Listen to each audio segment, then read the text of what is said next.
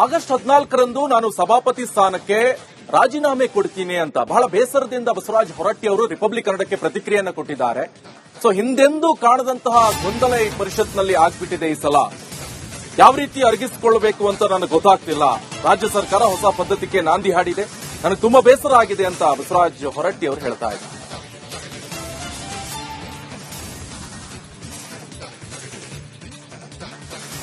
ಸಭಾಪತಿಗಳಾದ Basavaraj ಹೊರಟ್ಟಿಯವರ ಜೊತೆಲಿದ್ದೇನೆ. Sir, ಖಂಡಿತ probably ಪ್ರಶ್ನೆ ಕೇಳಕ್ ನಮಗೂ ಕೂಡ ಕಷ್ಟ ಆಗುತ್ತೆ. ಯಾಕಂದ್ರೆ 3-4 ದಶಕಗಳಿಂದ ಆ ಸ್ಥಾನದಲ್ಲಿ ನೋಡಿ ಆ ಸ್ಥಾನಕ್ಕೆ ಮತ್ತೊಬ್ಬರು ಯಾರು ಪರ್ಯಾಯ ಇಲ್ಲ ಅನ್ನೋ ತರ ಎಲ್ರಿಗೂ ಪಕ್ಷಾತೀತವಾಗಿರುವಂತದ್ದು. ಆದ್ರೆ ನಿನ್ನೆ ರಾತ್ರಿ ಸಿಎಂರವರು ಇನ್ನೊಂದಿಷ್ಟು ಜನ ಬಂದು ನಿಮ್ಮನ್ನ ಕೇಳಿದ್ದಾರಾ ಅಥವಾ ಹೇಳಿದ್ದಾರಾ? ಯಾವ ರೀತಿ ನೋಡ್ಬೇಕು ಇದನ್ನ?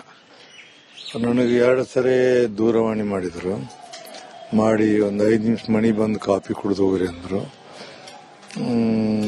ಬರ್ತೀನಿ ಅಂದೆ. 2 ಸರಿ ನನಗಾಗಲಿಲ್ಲ. ಕಡೆಗೆ ಮತ್ತೊಮ್ಮೆ ಅವರ ಪರ್ಸನಲ್ ಅಸಿಸ್ಟೆಂಟ್ ಬಂದ, ಬರ್ಬೇಕ್ರಿ ಕರಿತಾರಂದ. ಹೋದಾಗ ಅಲ್ಲೇ ಸತೀಶ್ ಜಾರಕಿಹೊಳಿ, ಜಮೀರ್ ಖಾನ್ ಮತ್ತು ಚಲರಾಜ ಸ್ವಾಮಿ, ಬಾಲಕೃಷ್ಣ ಎಲ್ಲ ಇದ್ರು. ಇದ್ದಾಗ ಮಾತಾ ಬಂತು, ನಮ್ಮಲ್ಲಿ ಅವಿಶ್ವಾಸ ನಿರ್ಣಯ ಮಂಡನೆ ಮಾಡಾಕತ್ತಾರ ಅಂತಂದ್ರು. ಹೌದೇನ್ರಿ ಅಂದೆ. ಮಂಡನೆ ಮಾಡಲಿ ಮತ್ತು ನಾನು ಅವಿಶ್ವಾಸ ಮಂಡನೆ ಮಾಡಕ್ಕಂಥದ್ದೇನ ಇಲ್ಲಿವರೆಗೆ ಅಂತ ತಪ್ಪುಗಳನ್ನು ಮಾಡಿಲ್ಲ. ಅವರು ಪ್ರಜಾಪ್ರಭುತ್ವ ಅವ್ರು ಮಾಡಲಿ, ನನ್ನದೇ ಆದಂಥ ತೀರ್ಮಾನ ನಾನು ತಗೊಳ್ತೀನಿ. ನಾನು ಚರ್ಚೆಗೆ ಆಸ್ಪತ್ರೆ ಕೊಡೋದು ಗೌರವದಿಂದ ನಾನು ರಾಜೀನಾಮೆ ಕೊಟ್ಟು ಮನೆಗೆ ಹೋಗ್ಕಂತೆ. ವಿಶ್ವಾಸ ಅಂದ್ರೆ ಸರ್ ಸಾಮಾನ್ಯವಾಗಿ ಏನೋ ಒಂದು ಕಪ್ಚುಕ್ಕೆ ಇರಬೇಕು, ಏನೋ ಹಗರಣ ಆಗಿರಬೇಕು, ಅಥವಾ ಯಾವುದೋ ವೈಚಾರಿಕ ಭಿನ್ನಾಭಿಪ್ರಾಯ ಇರಬೇಕು. ಯಾವುದು ಇದರಲ್ಲಿ ಯಾವುದೂ ಇಲ್ಲ ರೀ. ಇಲ್ಲಿವರೆಗೆ ನಿಮ್ಗೆ ಗೊತ್ತಿದೆ, ಯಾರು ಕೂಡ ನಾನು ತರಲೆ ಮಾಡೋದಾಗಲಿ ಅಥವಾ ಪಕ್ಷಪಾತ ಮಾಡೋದಾಗಲಿ, ಯಾವುದೋ ಭ್ರಷ್ಟಾಚಾರ ಯಾವುದೋ ಏನೂ ನನಗೆ ಹೇಳಕ್ ಸಾಧ್ಯ ಇಲ್ಲ. ಅವರು ಅದನ್ನು ಒಪ್ಕೊಂಡ್ರು. ಹೌದು, ನೀವು ಬಹಳ ಎಂತ ಯೋಗ್ಯ ಮನುಷ್ಯರು ಇದಕ್ಕೆ, ಬಟ್ ನಮ್ಗೇನ್ ಮಾಡೋದು, ಅನ್ಫಾರ್ಚುನೇಟ್ಲಿ ಮ್ಯಾಗಿಂದ ಬಂದೈತಿ. ಅದಕ್ಕೆ ಮ್ಯಾಗಿಂದ ಬಂದದಕ್ಕೆ ನಾವು ಅದನ್ನ ನಡೆಸಬೇಕು, ಇಲ್ಲಕ ನಾವೇನ್ ಮಾಡ್ತಿದ್ದಿಲ್ಲ ಅಂತ. ರಾಜಕೀಯ ಪಕ್ಷ ಪ್ರಶ್ನೆ ಕೇಳಬೇಕಾದ ಸರ್, ಅವರ ಪಟ್ಟಿಯಲ್ಲಿ ಬಂದಂತ ಒಂದು ಹೆಸರನ್ನ ಕೊನೆಯ ಹಂತದಲ್ಲಿ ತೆಗೆದಾಕಿ ಹೊಸ ಹೆಸರು ಬಂದಿರೋದನ್ನ ನೀವು ನೋಡಿದೀರಾ. ಈ ರೀತಿ ಸಭಾಪತಿಗಳ ಹೆಸರನ್ನ ಕೂಡ ಪಕ್ಷ ನಿರ್ಣಯ ಮಾಡೋದಕ್ಕೆ ಬರಬಾರ್ದು. ಅದು ಯಾಕಂದ್ರೆ ಸಭಾಪತಿಗಳನ್ನ, ಸ್ಪೀಕರ್ನ ಅಸೆಂಬ್ಲಿ ಮತ್ತು ಪರಿಷತ್ ಆರಿಸಬೇಕು. ಅವ್ರ ಸರ್ವಾಧಿಕಾರ. ಅವ್ರ ಸರ್ವಾಧಿಕಾರವನ್ನು ಕಿತ್ತುಕೊಳ್ಳೋ ಅಧಿಕಾರ ಯಾರಿಗೂ ಇಲ್ಲ. ಆರಿಸಬೇಕಾದ್ರೆ, ಅಲ್ಲಿ ತೆಗಿಬೇಕಾದ್ರೆ, ಏನೋ ಮಾಡಬೇಕಾದ್ರೆ ಸದನ ಜವಾಬ್ದಾರಿ. ಅದನ್ನ ಮತ್ತೆ ಅವರು ಹೆಂಗ್ ಕಳಿಸಿರೋ ಗೊತ್ತಿಲ್ಲ ನನಗೆ. ಇದು ಇತಿಹಾಸದಲ್ಲಿ ನಾನು 46 ವರ್ಷ ನೋಡಿದೆ. ಇತಿಹಾಸದಲ್ಲಿ ಫಸ್ಟ್ ಟೈಮ್ ಇಂಥದ್ದು ನಾನು ಸುದ್ದಿ ಕೇಳೋದು. ಇಂಥವ್ರನ್ನ ನೀವು ಸಭಾಪತಿ ಮಾಡ್ರಿ, ಇಂಥವ್ರು ಪ್ರಸವತ್ ಮಾಡ್ರಿ ಅಂತೇಳಿ ಹೇಳುವಂತ ಹಕ್ಕು ಯಾರಿಗೂ ಇಲ್ಲ. ಅದು ಸದನಕ್ಕೆ ಮಾತ್ರ ಐತಿ. ಅವರವ್ರ ಇಂಟರ್ನಲ್ ಅಡ್ಜಸ್ಟ್ಮೆಂಟ್ ಬೇಕಾದ ಮಾಡ್ಕೋಬಹುದಾಗಿತ್ತು ಅವರು. ಬಟ್ ಹೇಳಿದ ತಪ್ಪದು, ಪ್ರಜಾಪ್ರಭುತ್ವ ವಿರೋಧ ಅಂತ ಅನಿಸ್ತದೆ.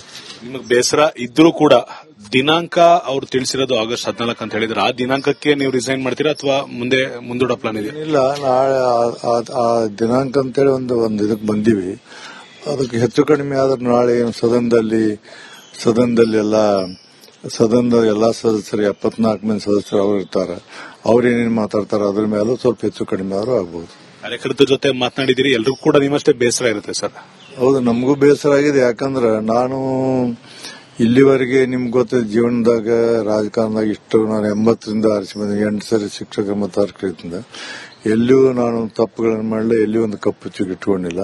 ಮತ್ತು ಇಲ್ಲಿವರೆಗೆ ವಿಧಾನ ಪರಿಷತ್ತಿನ ಇತಿಹಾಸದಲ್ಲಿ ಮೊಟ್ಟ ಮೊದಲಿಗೆ ಸಭಾಪತಿ ವಿರುದ್ಧ ಮಾಡಿದ್ದಾರೆ.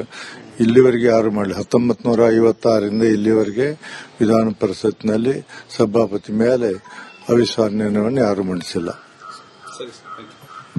ಇಲ್ಲಿಗೆ ಬೇಸರ ಇದೆ, ಆಕ್ರೋಶ ಇದೆ. ಕಾರ್ಯಕರ್ತರ ಜೊತೆ ಮಾತನಾಡಿದ್ದೇನೆ, ಕ್ಷೇತ್ರದವ್ರ ಜೊತೆ ಮಾತನಾಡಿದ್ದೇನೆ. ಆದ್ರೆ ಇಲ್ಲಿವರೆಗೂ 1956ರಿಂದ ಇಲ್ಲಿವರೆಗೂ ಯಾರು ಮಾಡದೇ ಇರುವಂತ ಕೆಲಸವನ್ನ ಈ ಸರ್ಕಾರ ಮಾಡೋದಕ್ಕೆ ಮುಂದಾಗಿದೆ. ಆದ್ರೆ ಈಗಾಗಲೇ ಮಾತನಾಡದಂತೆ ಆಗಸ್ಟ್ 14ಕ್ಕೆ ರಾಜೀನಾಮೆಯನ್ನ ಕೊಡ್ತೇನೆ ಅಂತ ಮತ್ತೊಮ್ಮೆ ರಿಪಬ್ಲಿಕ್ ಕನ್ನಡದ ಮುಖಾಂತರ ಬಸವರಾಜ ಹೊರಟ್ಟಿರವರು ಘೋಷಣೆ ಮಾಡಿದ್ದಾರೆ. ಕ್ಯಾಮರಾ ಪರ್ಸನ್ ಮಂಜುನಾಥ್ KS ಜೊತೆ ಅಭಿಷೇಕ್ ವಿವಿ, ರಿಪಬ್ಲಿಕ್ ಕನ್ನಡ, ಬೆಂಗಳೂರು.